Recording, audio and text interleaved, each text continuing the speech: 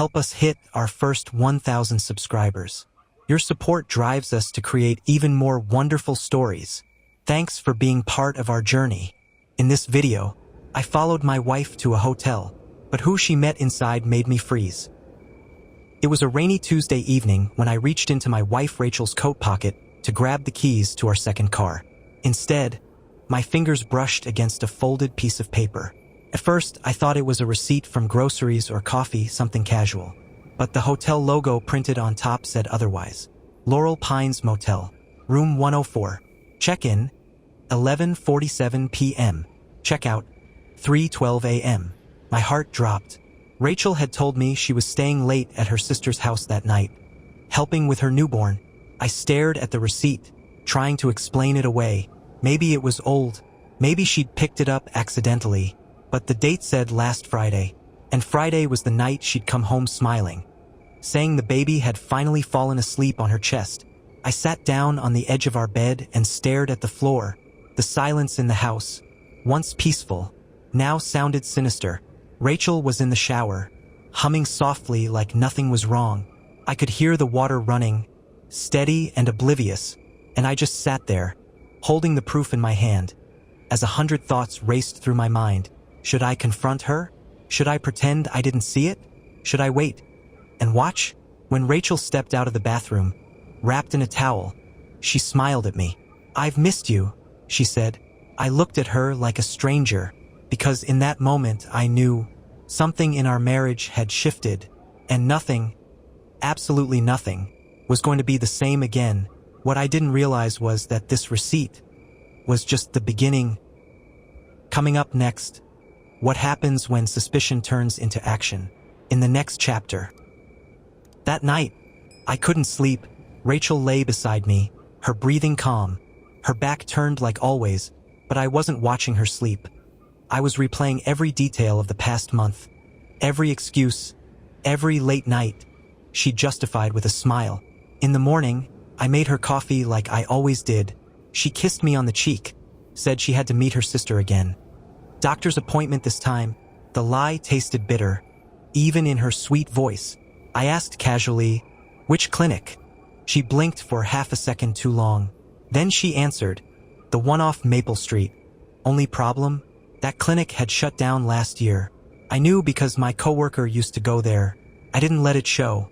I nodded, smiled, kissed her goodbye. Then I followed her. She didn't go anywhere near Maple Street. She drove straight out of town. I kept a distance, my heart thudding so loud I thought she'd hear it through the windshield. She pulled into the same motel, Laurel Pines, same time window as the receipt. I parked across the street.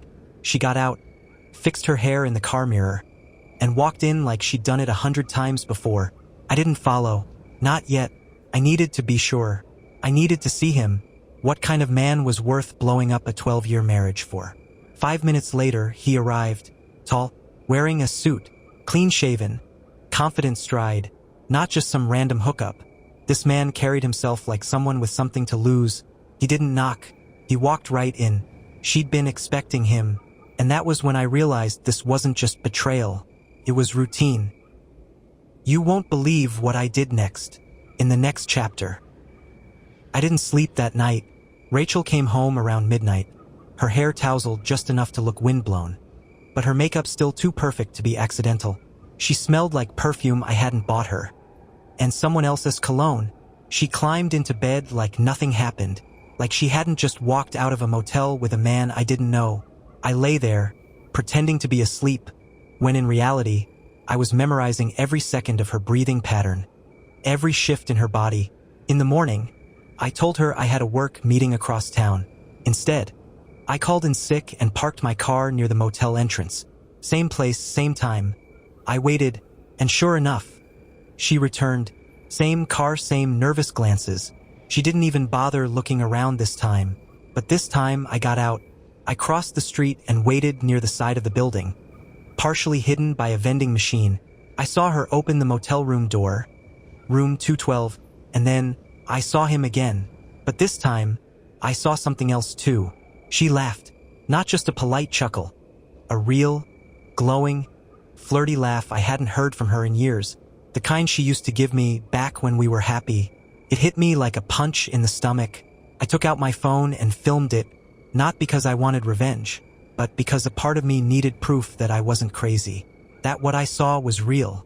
Then, something happened that made my blood run cold.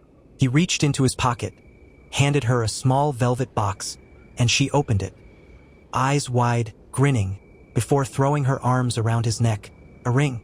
My wife was being proposed to by another man, while still married to me, and she said yes. What the hell was going on? You won't believe what I discovered next, in the next chapter. The next morning, Rachel acted like nothing had changed. She poured coffee into my mug, kissed me on the cheek, and asked if I wanted eggs. My hands trembled as I held the cup, but I forced a smile.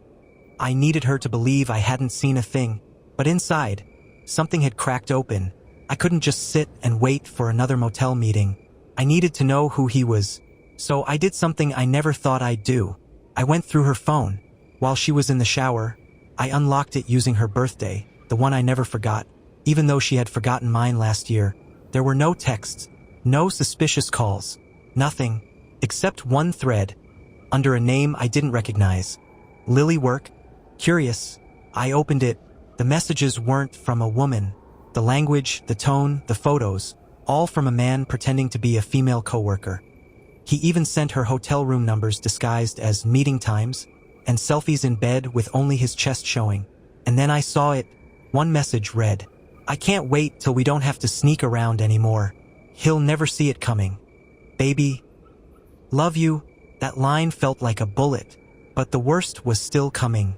She replied just 10 minutes ago. "Soon, I promise." After this weekend, my stomach dropped. This weekend was our anniversary trip.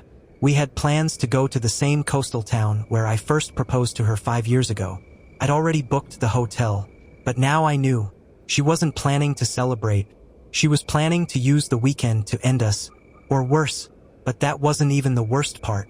Buried deep in the images folder was a photo of the two of them, together, smiling, and behind them, written on the mirror in lipstick, the name I should have never seen. Jeremy, my best friend, the man who gave a toast at our wedding, the godfather of our unborn child we lost, the only person I ever truly trusted outside of her. Now everything I thought I knew was unraveling. What I did next changed everything in the next chapter. I stared at the photo of Rachel and Jeremy for what felt like hours. Every detail haunted me. The motel room curtains, the wine glasses on the nightstand, Jeremy's arm casually wrapped around her waist. She was smiling in a way I hadn't seen in years.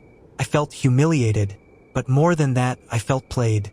The man I trusted with my life was sleeping with my wife, and they had been planning something for this weekend. I needed to do something, but confronting them in a fit of rage would only give them control. I had to be smarter, so I called my brother, not to cry or vent, but because he worked security at a nearby private investigation firm. We weren't close, but I didn't need warmth. I needed results. He owed me a favor, and by midnight, I had something better than a hunch. A GPS tracker. I attached it to Rachel's car while she was asleep, making sure she wouldn't notice. If she went back to that motel again, I'd know. But that wasn't all. I rebooked our anniversary trip. Same hotel, same location. But I called ahead and requested a suite with surveillance capabilities. It was an old trick my brother told me about. Couples would request video recording for memories, but I had something else in mind. I told Rachel I was surprising her with something new this year. Private getaway. No distractions. No friends. She bought it, even kissed me and said, "You're being so sweet lately." I wanted to throw up. By Friday, her car had made 2 unexplained stops. One to a liquor store out of town, and the other to that same motel. But she stayed only 30 minutes. Was she dropping something off? Meeting Jeremy to finalize their little plan? Either way, I was done playing defense. I checked us into the anniversary suite a day early. Then, I called the hotel manager. "I'll pay double," I said, "but I want to be notified the second she tries to check in under a different name, or with someone else." The manager hesitated, but money talks. I spent that night rehearsing what I would say, what I would do, But nothing could prepare me for the moment when the manager called my room and said 7 words that made my heart stop. She just checked in, room 212, with your best friend. What I did next, I don't think I'll ever forget, coming up in the next chapter. My fingers trembled as I ended the call with the manager. Room 212. Rachel was here now, and she wasn't alone. I took a breath that felt like glass in my throat. Every step down the hallway echoed louder than the last. Like the building itself wanted to scream. The carpet beneath my shoes suddenly felt uneven, my knees unsteady. But my resolve was solid. Room 212 was halfway down the corridor. The Do Not Disturb sign hung from the handle, swinging slightly, like it had just been placed. I paused, raised my phone, and started recording. I knocked. No answer. I knocked again, louder. This time, I heard it, the unmistakable hush of someone telling another to shoot. My stomach turned. Rachel, I said through the door, calm but firm. Open it now.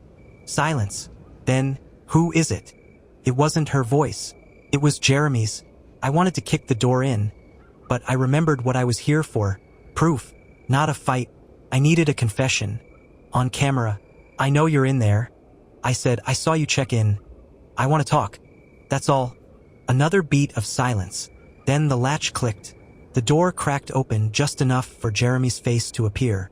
He was shirtless. That was enough. I shoved it open before he could stop me. And there she was, Rachel, wrapped in a towel, standing in the middle of the room like she'd seen a ghost. Her mouth dropped open.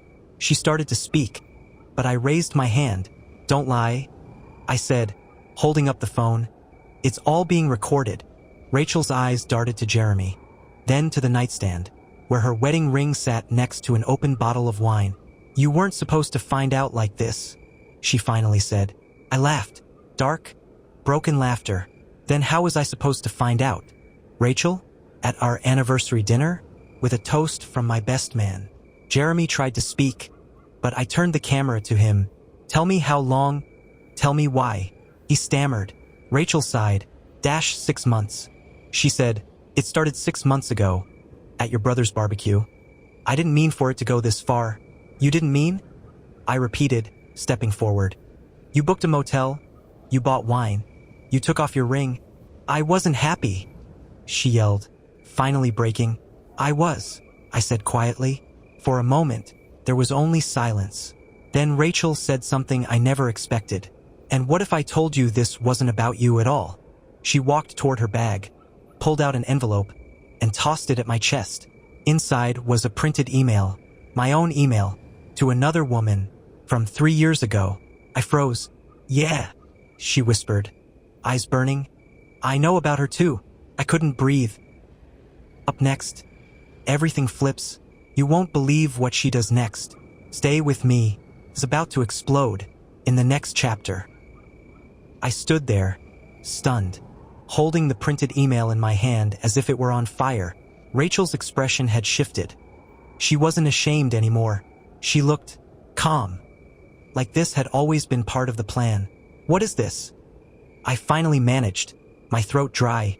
That, she said slowly, is from the woman you met in Miami. Her name was Dana, right?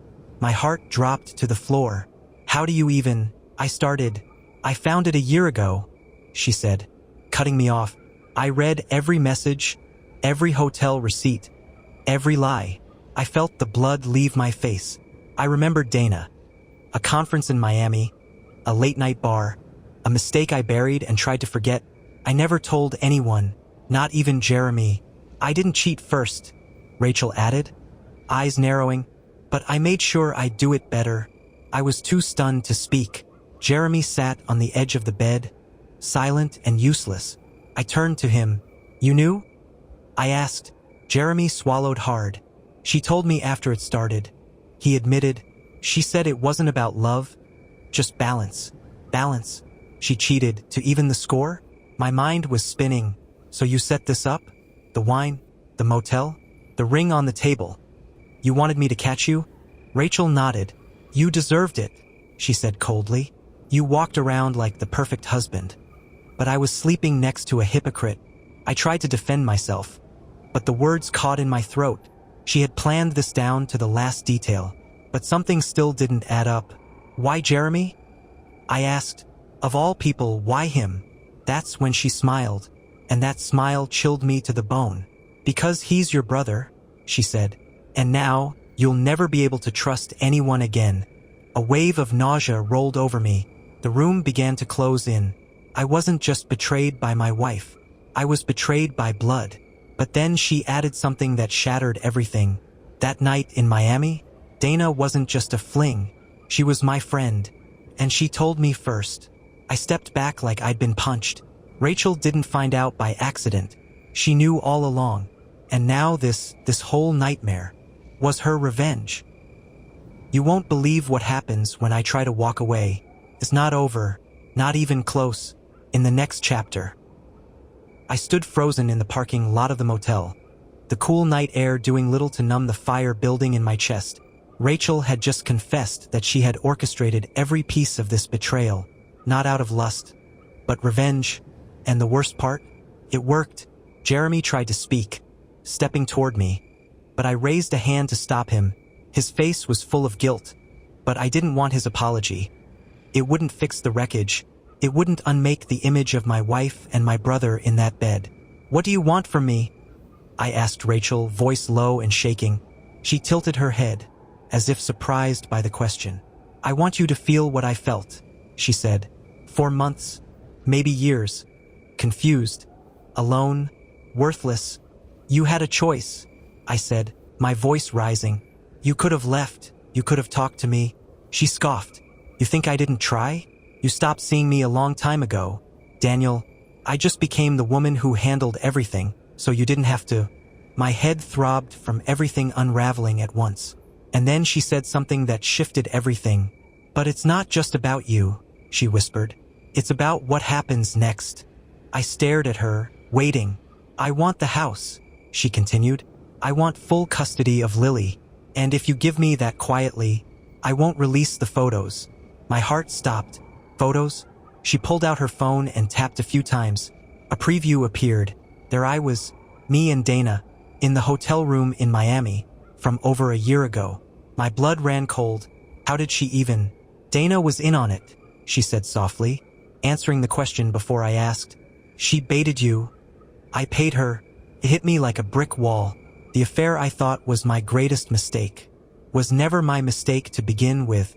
She set me up over a year ago, and now she was blackmailing me with it, to take my daughter, to take everything. The camera in my mind snapped 1,000 distorted images at once. I'll destroy you, I said quietly. You already did, she replied.